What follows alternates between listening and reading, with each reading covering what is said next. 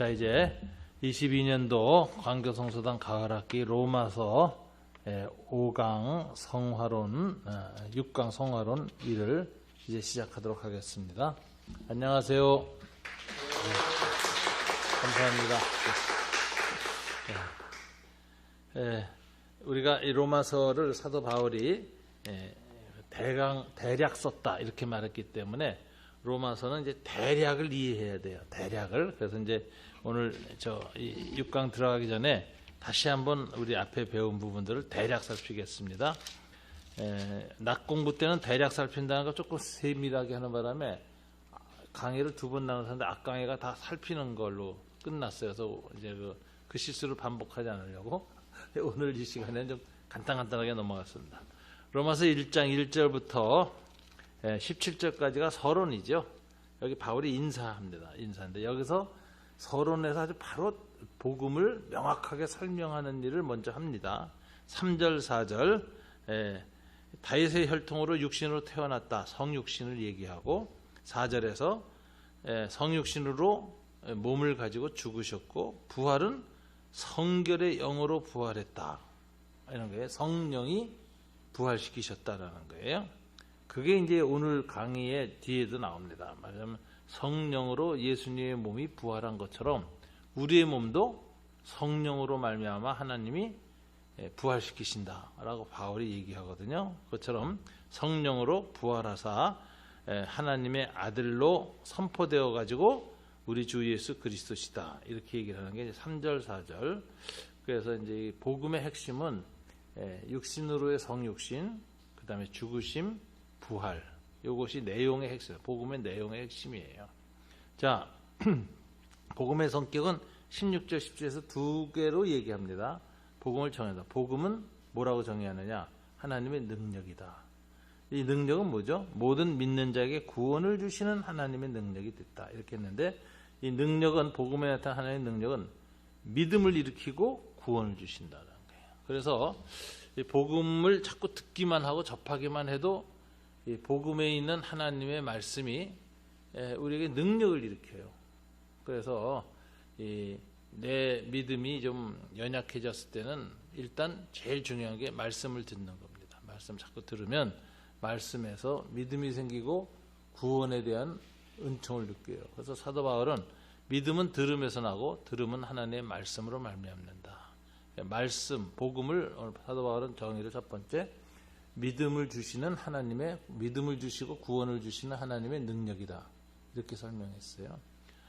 두 번째는 복음은 의에 나타납니다. 18절에서 그렇게 얘기했는데 의가 나타나면 믿음이 점점 변합니다. 그래서 믿음에서 믿음으로 이른다. 믿음이 성장하고 발전해요.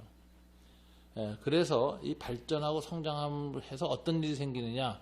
의인이 점점 상황이 어두워지고 악해져가는 상황 속에서도 절망하거나 변절하지 아니하고 계속 의롭게 살아갈 수 있는 힘을 얻습니다. 왜요? 복음에 나타난 의의 광채가 계속 찌기 때문에 의에 대한 신뢰가 강해져요. 하나님의 의에 대해서. 그래서 아무리 현실이 어려워져도 마지막엔 하나님의 나라의 의가 성취되고 승리할 것을 확실히 믿게 됩니다. 그래서 하박국을 인용하는 거예요. 하박국이 그랬거든요. 유대를 하나님 심판하시는데 하필 바벨론 통해서 심판한다 그러니까 하박국이 하나님께 부르짖었어요. 즉 유대의 부패도 어두운데 불의한 세계가 와 있는데 이 불의한 유대를 심판하실 때 어떻게 더 불의한 바벨론 제국을 사용해서 그 치하로 누신다는 말입니까? 그랬더니 하나님께서 답을 주신 거죠. 그 바벨론도 때가 되면 하나님이 분명히 끝을 내고 정돈할 것이다. 그 계시를 주시면서 이 계시를 크게 써서 마음에 새겨고 다른 사람이 달려가면서도 볼 수 있게 하라. 그래서 그 계시를 마음에 크게 새기면은 어떻게 되죠? 더 어두운 상황으로 굴러떨어지는 역사의 악순환 속에서도 절망하거나 좌절하지 않고 의의 승리를 끝까지 믿게 된다. 그렇게 이제 돼. 그래서 의인은 그 믿음으로 말미암아 의로운 삶을 살게 된다. 이렇게 해서 종말론적인 의의 승리예요.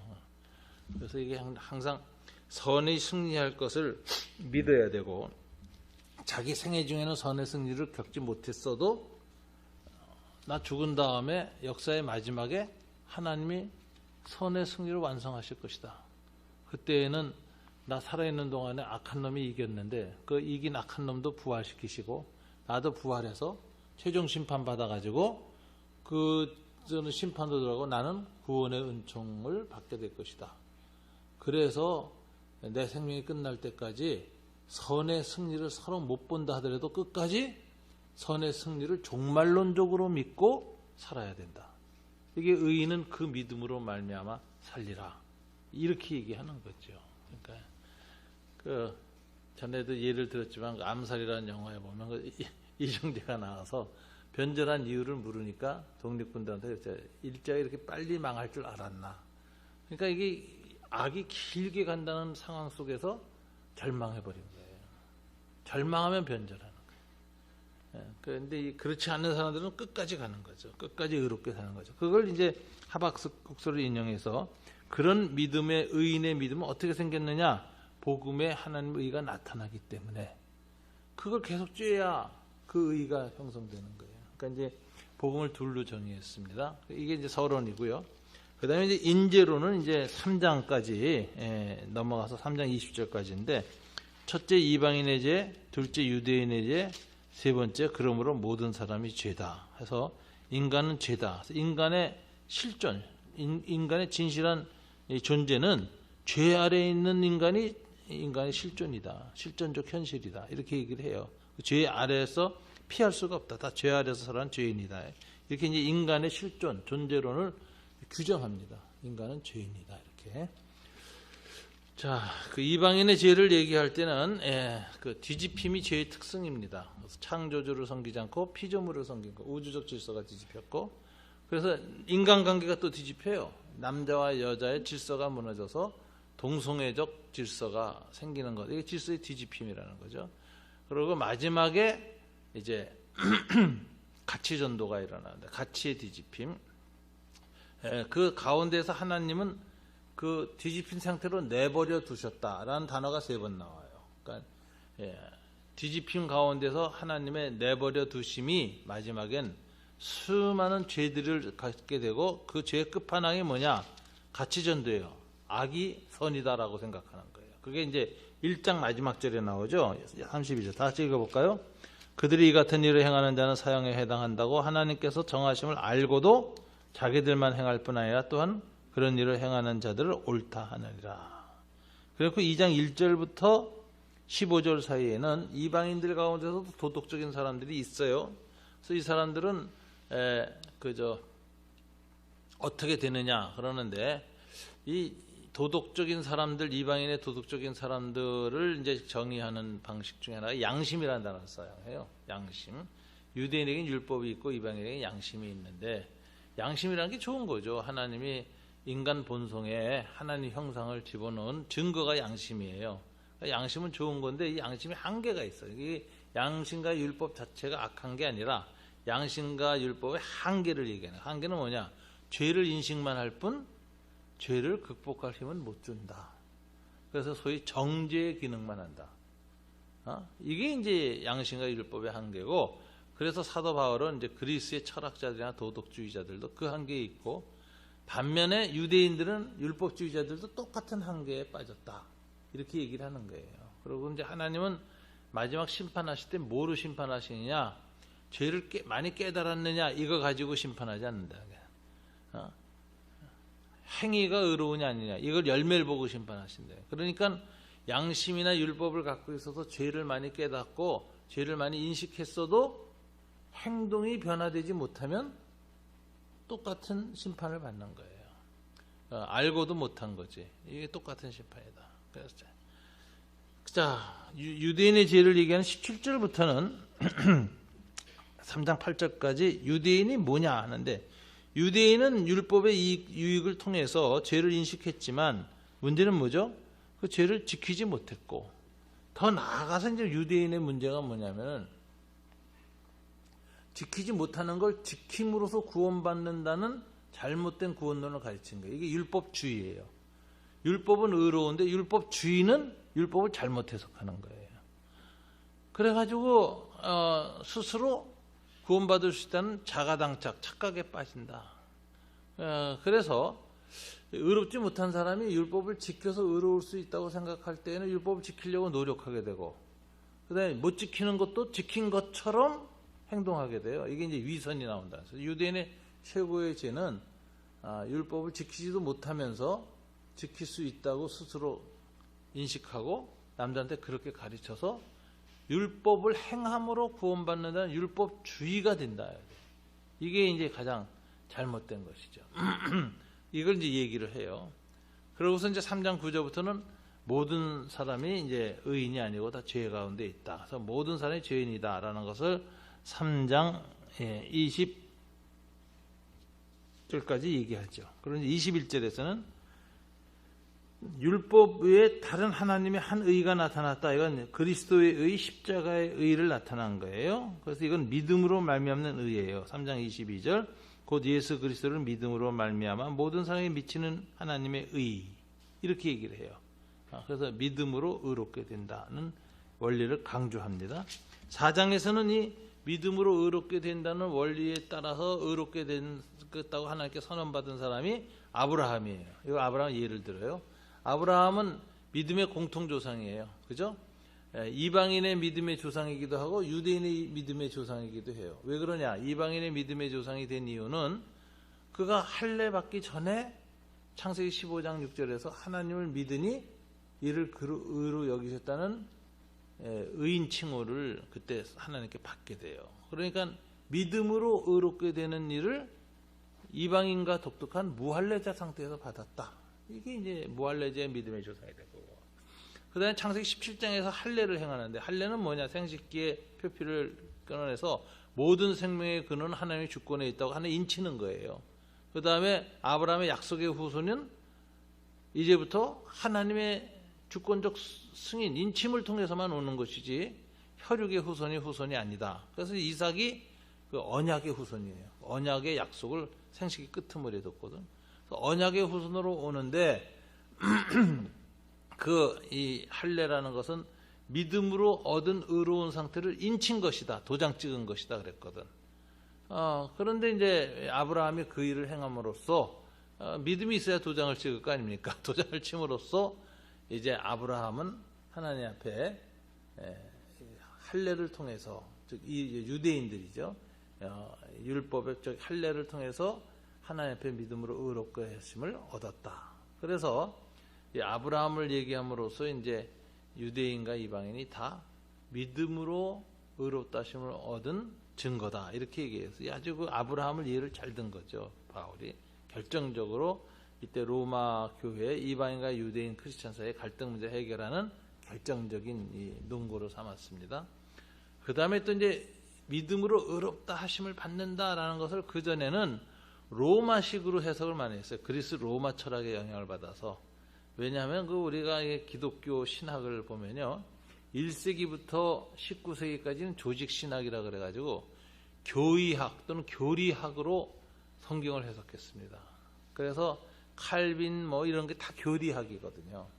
근데 교리학이라는 건 기본적으로 성경을 해석하는 기본 인식의 틀, 해석의 틀이 철학이에요.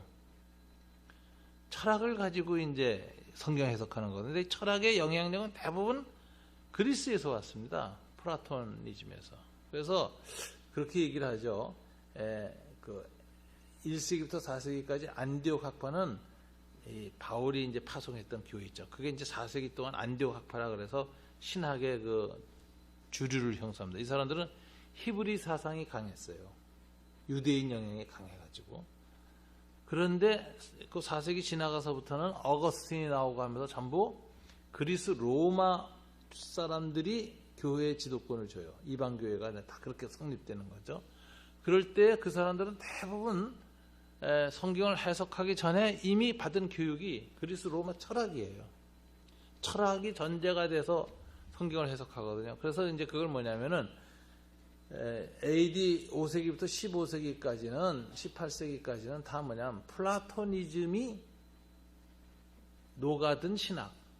그래서 패러다임 얘기를 하는데 플라톤 패러다임 신학이야. 1세기부터 4세기 안디옥 학파는 히브리 패러다임 신학인데 그 후는 교회사가 다 이 플라톤 패러다임 그 신학이에요. 그래서 개신교 신학도 맨 처음에 하나님 신론 이런 것부터 시작하잖아요. 신학을 시작하면 또 성령론, 기독론 이런 식으로. 그러니까 이게 굉장히 철학적 방식이에요. 이렇게 하다가 19세기 들어서 성경을 해석하는데 철학으로 해석하지 않고 역사 문헌 해석학 방식으로 해석하는 신학이 들어와요. 이게 성서신학이라고 해요. 성경이 쓰여지던 그 당시의 사람들이 어떻게 이해했나를 먼저 밝혀야 한다. 쓰여졌던 당시, then and there, 그때 그곳의 사람들이 처음 계시를 받을 때 하나님 어떻게 이해했는가, 그걸 살펴야지. 그러면 히브리적이 되는 거예요. 성경 다 계시한 사람들이 히브리인들이고, 그 다 초대교회 지도자 다 이스라엘 사람들 아닌가. 그 당시 그때 사람들의 사고방식으로 성경의 원래 의미를 찾은 다음에 적용시킬 때는 오늘날 현재 here and now의 삶의 연결고리를 찾아서 적용을 한다. 이렇게 이제 보는 입장이 나왔어요. 그러니까 이게 그때 그 시대의 맥락에서 해석하는 것, 이게 이제 역사학에서 사료를 해석할 때 하는 방식이에요. 사료 해석법. 그걸 그대로 성경에 도입하기 시작한 거예요. 그러니까 성경이 좀 더 의미가 분명해졌어요. 그래서 이 철학적 해석은 굉장히 주관적 해석이야. 그래서 이제 옛날에 우리 성경 공부할 때도 정말 구원의 확신이라는 주제를 가지고 성경을 쫙 해서 거기에 맞는 귀절들 다 찾아내가면서 탁 이렇게 논리적으로 결말을 맺잖아요. 그게 철학적 방식이에요. 주제별 성경 공부는 다 철학적 방식이다. 왜? 주제를 정한 게 이미 전제가 있는 거예요. 철학적 전제가. 그게 그래서 이제 주관적 방식이고 이미 갖고 있는 결론을 가지고 들어가는 거예요. 성경 속으로. 결론에 맞는 성경 기준만 뽑아 찾아내가지고 세밀하게 연결하고 정돈해가지고 구원론 이런 게 나오는 거예요. 그러니까 이게 그 과거의 성경 해석 방식이 철학적 방식이었다라는 거 우리가 잘 알아야 됩니다. 근데 요즘에 이제 성서학이 발전하기 시작하면서 성경의 원래 의미를 찾아요. 그러다 보니까 히브리적 사고로 돌아가는 거야. 플라토님을 넣어서. 그러니까 지금 우리가 지금 2000년에 사는데 한 1500년을 건너뛰는 거예요. 이제 1500년에 플라톤 패러다임 성서 해석을 넘어서서 원래 사도들이 전했던 그 의미를 돌아가자. 그리고 찾다 보니까 히브리적 사고가 더 많이 그리스 사고보다 들어쓰는데 그게 뭐냐? 이신칭이라는 표현이 그리스 로마가 법이 유명하잖아요. 법적 층위로 보면은 단회적인 사법적 측면에서 무죄 선언하는 법정적 칭의론으로 해석을 했다고 대부분. 그래서 한번 죄 사함 받고 의롭다함을 받았으니까 이제 영원히 이제 사면됐다 이런 식으로 생각하는 거, 생각하는 거죠. 그게 뭐 잘못되진 않았는데 한계가 있는 거예요. 한계가. 특별히 그리스 로마 사회에서 그게 강조됐어요. 근데 오늘날 다시 보니까 칭의 선언은 처음에 예수 하나님을 믿을 때 한 번 일어난 게 아니라 그 후에도 또 있더라는 거예요. 아브라함 케이스 보면은 86세에 의롭다 하심을 받았고 그 4장에 뒤에 나오죠. 99세 때 내년에 이삭이 내게 올 것이다라고 했는데 그때 아브라함은 몸이 죽었고 사라의 태도 돌덩어리처럼 되어서 인간적으로 소망이 없었는데도 아브라함이 그때 하나님을 믿었어. 이 하나님은 죽은 자를 살리시며 없는 것을 있는 것처럼 부르시는 하나님이다. 이게 이 아브라함의 신관이죠. 4장 17절에 나와요. 기록된 바 내가 너를 많은 민족의 조상으로 세웠다 하신가 같으니 그가 믿은 바 하나님은 죽은 자를 살리시며 없는 것을 있는 것으로 부르시는 이시라. 죽은 자를 살리는 부활의 하나님이고 없는 것을 있는 것으로 부르시는 하나님이 창조의 하나님이에요. 이분이 말씀하셨으니까 내 몸에 부활이 일어나고 창조가 일어나서 지금 죽은 것 같은 상태에 있는데도 이삭이 올 걸 믿었다는 거예요. 그 약속을. 그래서 그가 100세 하나 되어 19절 자기 몸이 죽은 것 같고 사라의 태가 죽은 것 같음을 알고도 믿음이 약하여지지 아니하고 믿음이 없어 하나님의 약속을 의심하지 않고 믿음으로 견고하여져서 하나님께 영광을 돌리며 약속하신 그것 이삭을 보내시고 이삭을 통해서 더 시드 그 후손 그 자손 메시아를 얘기하는 거죠. 보내실 것을 또한 능히 이루실 줄을 확신하였으니 22절 다 같이 읽어볼까요? 그러므로 그것이 그에게 의로 여겨졌느니라. 이 칭의가 단 한 번 선포되는 게 아니라 또 이뤄요. 100세 때. 그리고 나중에 이제 지난주에 얘기했지만 모리아산에서도 이삭을 죽일 때 왜 죽였죠? 거기 아브라함은 죽이는 척한 거 아니죠? 하나님 앞에. 진짜 칼을 내리쳤단 말이에요. 죽이려고. 왜 죽일 결심을 했죠? 결단을 내렸죠? 내가 죽여도 하나님이 이삭을 통해서 하늘의 별 바닷가의 모래처럼 수많은 자손을 일으키고 메시아가 그를 통해서 온다는 것을 믿었기 때문에 내가 죽여도 이 언약을 하나님 이루시려면 어떻게 해야 돼? 내가 죽인 이삭을 하나님이 다시 살려야 돼. 그런데 그걸 믿은 거예요. 살리실 걸 믿었어. 그리고 칼을 내리치니까 하나님이 딱 막으셨죠.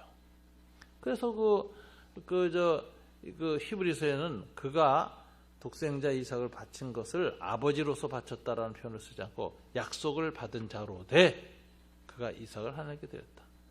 그 약속을 받은 자인데 그 약속의 통로인 이삭을 죽이라고 할 때 하나님의 약속을 폐하시는가에 대한 의문이 들 수 있었지만 의심하지 않고 약속을 폐할 것 같은 명령 앞에서도 약속이 사라질 것을 의심하지 않고 약속을 받은 자로서 그 약속을 더 믿고 칼로 내리쳤다. 그게 히브리서의 증언이죠. 그러니까 이게 그 사건을 야고보서에서는 인용하면서 뭐라고 했어요? 그가 그 행위로 하나님 앞에 의롭다 하심을 확증받았다. 이렇게 해요. 그러니까 의롭다 하심을 받았다란 칭의 선언이 기독교 공동체 안에서 초대교회에서는 로마서에서 2번, 그 다음에 히브리서나 야고보서에 가보면 모리아산에서도 또 한 번 이루어지는데 이걸 뭐라고 하냐? 관계적 칭의론이라고 해요. 하나님과의 관계가 믿음으로 온전한 상태에 있을 때 의롭다 하시는 일이 생애 중에 여러 번 나타나. 그러니까 이 칭의론을 정말 이 관계라는 관점에서 봐야 한다 이것이죠.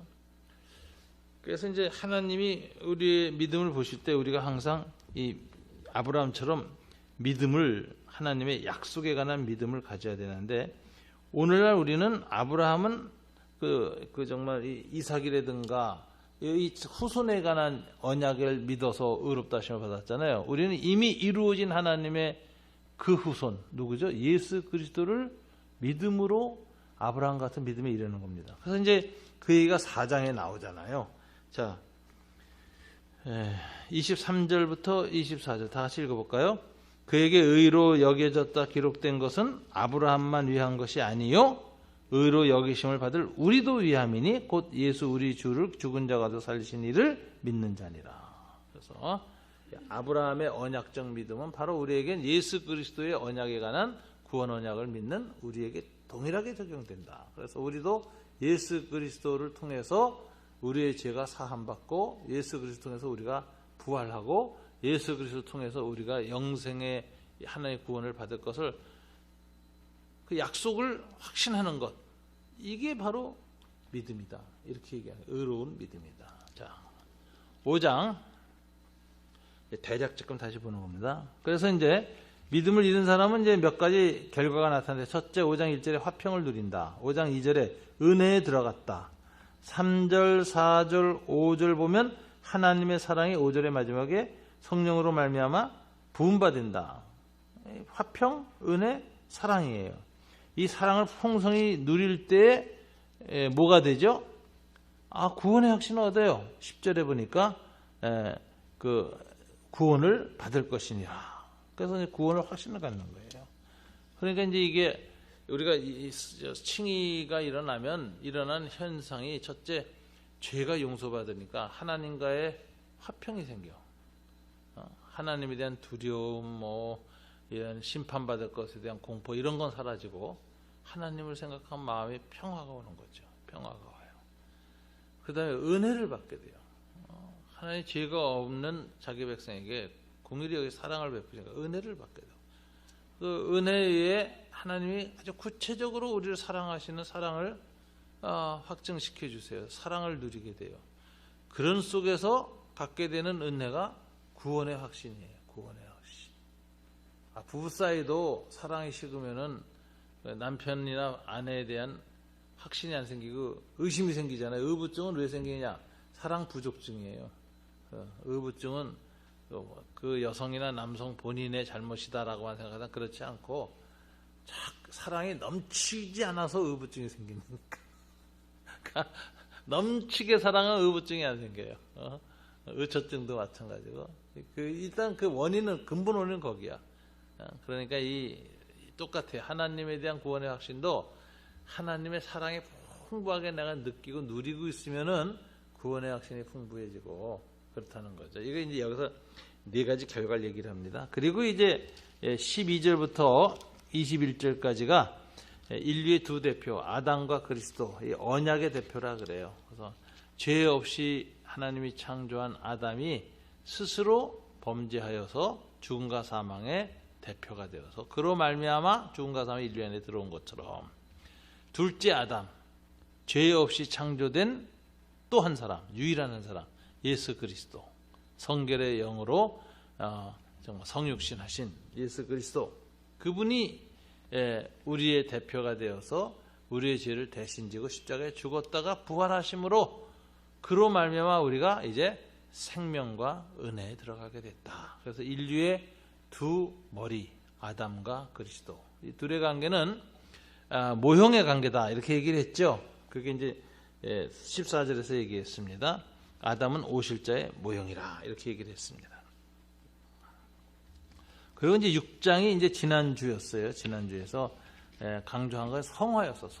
성화란 뭐냐 하는데, 첫째 성화에 대해서 얘기를 할 때 그리스도의 연합 때문에 우리가 성화된다. 그래서 연합은 with Christ라는 단어를 쓰는데, 그리스도와 함께 세례를 받을 때 그의 죽으심에 우리가 함께 죽었고 그의 부활하심에 함께 부활했다.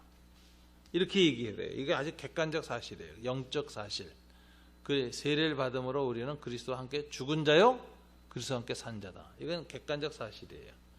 근데 성화는 뭐냐? 이 객관적 사실 첫째는 알고, 두 번째 동사가 여기고, 세 번째 동사가 행하는 것인데 우리의 감각기관 지체를 의의 병기로 드리는 거예요. 이 세 가지가 성화에 이르는 길이다. 이렇게 가오를 합니다. 이것을 갖다가 이제 특별히 강조하고 수련하는 공동체가 기독교 역사에서는 수도원으로 나와요. 그러니까 수도원의 삶을 보면 맨 처음에 성경 공부, 루터니 뭐니 다 수도원들은 성경 공부, 아는 거예요. 내가 그리스도와 함께 죽고 하나님에 대해서만, 죄에 대해서는 죽고 하나님에 대해서는 산 자로 아는 거예요. 알아야 돼. 객관적 성경의 진리를.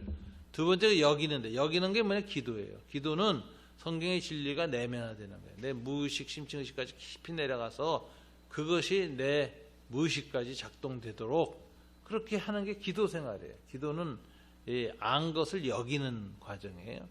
그런데 이제 그거 여기기만 하면 안 되죠. 그러면 뭐 이제 최면수라고 비슷한 거지.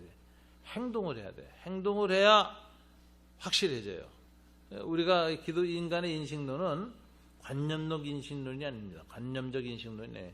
행위 인식론이에요. 행하여야 아는 거예요. 그래서 우리가 몸으로 배운 거는 머리로 배운 것보다 기억을 영원히 하잖아요. 뭐 자동차 운전 같은 것도 그렇고.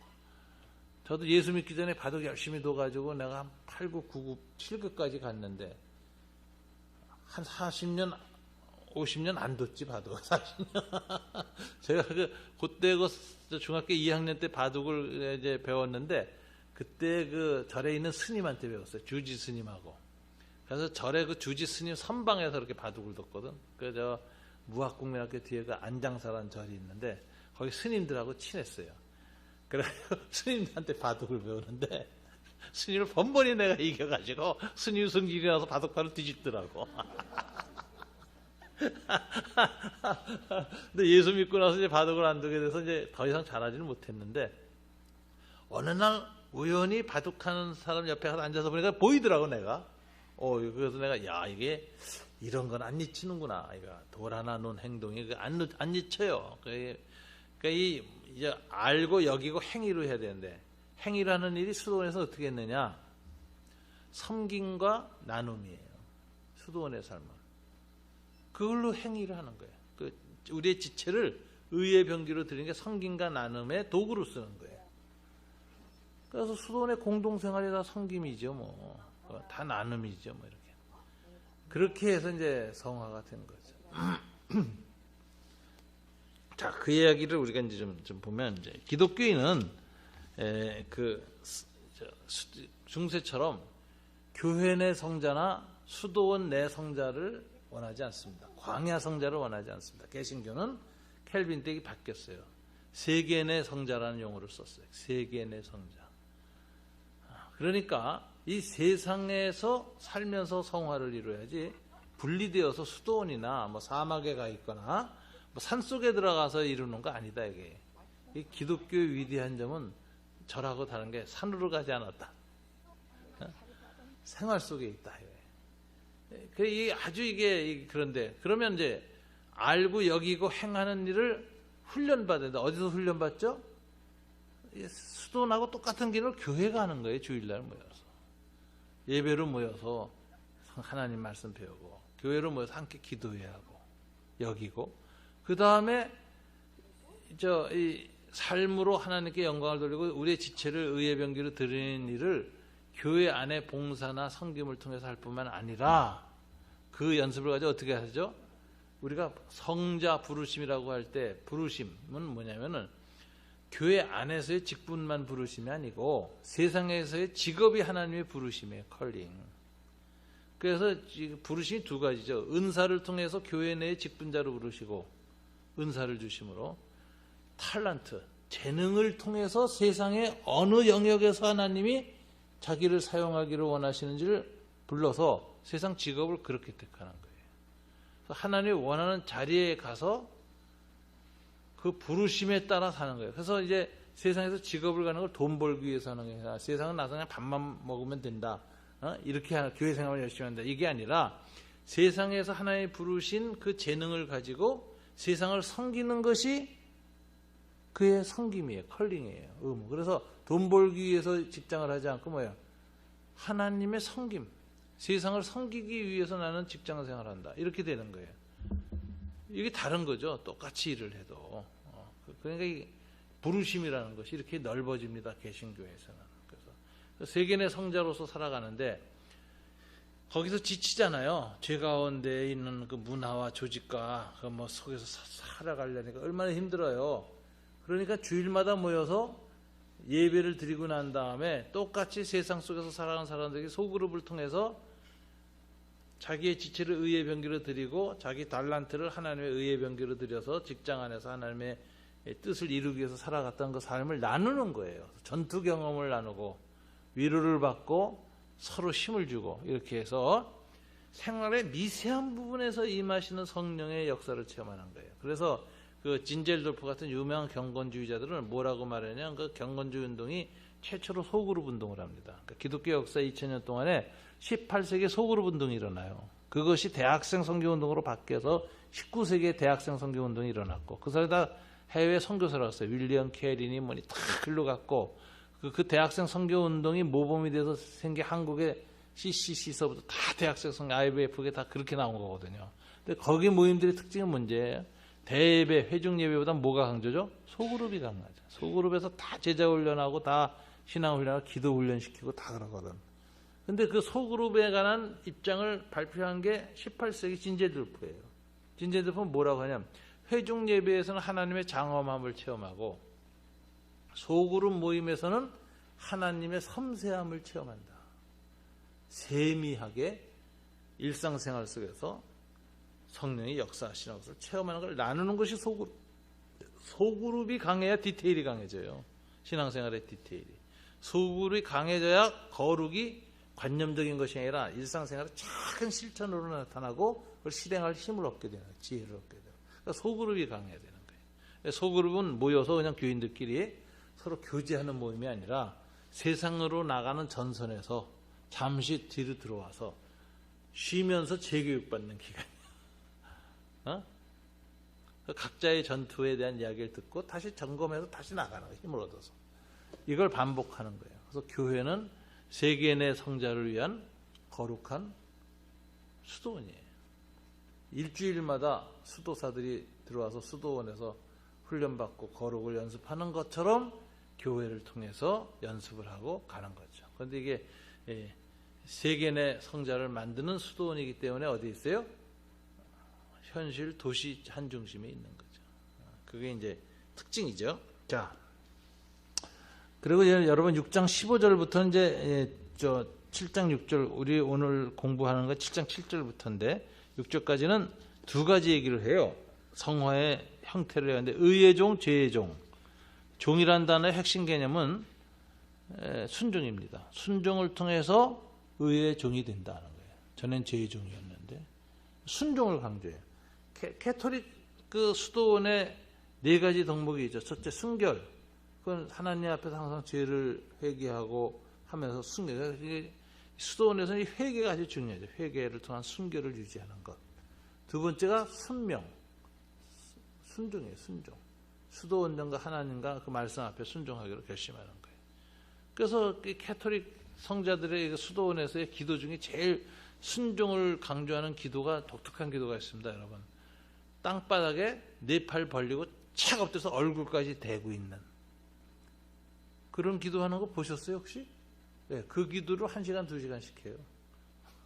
그건 한마디로 하나님 앞에 철저하게 자복하고 순복하겠다는 순종을 결심하는 영성행위. 그렇게 한다니까. 그래서 이제 내가 의의 종이 되겠다 하는 거예요. 그 순종을 맹세하는 거예요. 자, 7장에서 가니까 혼인관계로 비유했어요. 그래서 율법의 남편이었는데 그때는 율법이라는 남편이 있을 때는 그 남편이 지배를 받았다. 그러나 예수 그리스도의 죽으심을 통해서 율법이 사라졌죠. 율법에서 해방됐어. 그럼 뭐예요? 우리는 해방된 여자가 해방된 거 아니냐. 그래서 죄와 율법으로부터 해방을 강조해요. 그래서 이제 자유함을 얻었다라는 게 강조되는데 그리스도의 삶은 순종이고 동시에 자유함이에요. 근데 이제 이 자유라는 개념이 두 가지예요. 몸 의로부터의 자유, 죄로부터의 또는 억압으로부터의 자유고 또 하나는 뭐예요? 의에 헌신했을 때 생기는 자유야. 그 자유를 누려야 돼요. 그래서 이제 이 자유라는 개념이 몸으로부터 해방만 얘기하는 건 반쪽이에요. 그러니까 여성 해방을 얘기해도 남성의 잘못된 모든 관습이나 남성주의적 이런 사회 이런 질서나 이런 데서부터 내가 풀려난다는 게 여성 해방의 첫 번째 시작이죠. 풀려나서 뭐 해요? 마음대로 사는 게 여자가? 아니고 사회를 재구성하는 일에 헌신하는 거지. 시민사회의 일원이 되고 무너진 사회를 재구성하는 데 헌신하는 거예요. 그거에 오브의 자유래. 프리덤 오브라 그래요. 몸에 내가 헌신하는 거예요.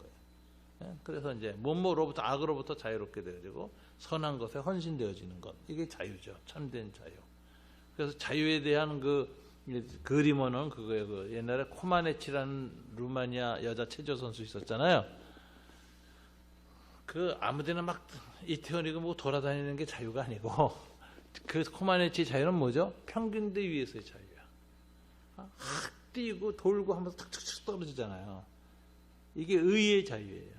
악으로부터 풀려나가서 의에 순종하고 의에 익숙해지고 해가지고 평균대 위에서 무한히 자유로운 존재가 된 것처럼 우리도 하나님의 이 의에 대해서 자유로운 존재가 돼야 돼. 그만큼 익숙해지고 몸에 배고 그래야 돼. 그것이 이제 우리의 지체를 의의 병기로 드리는 것이다.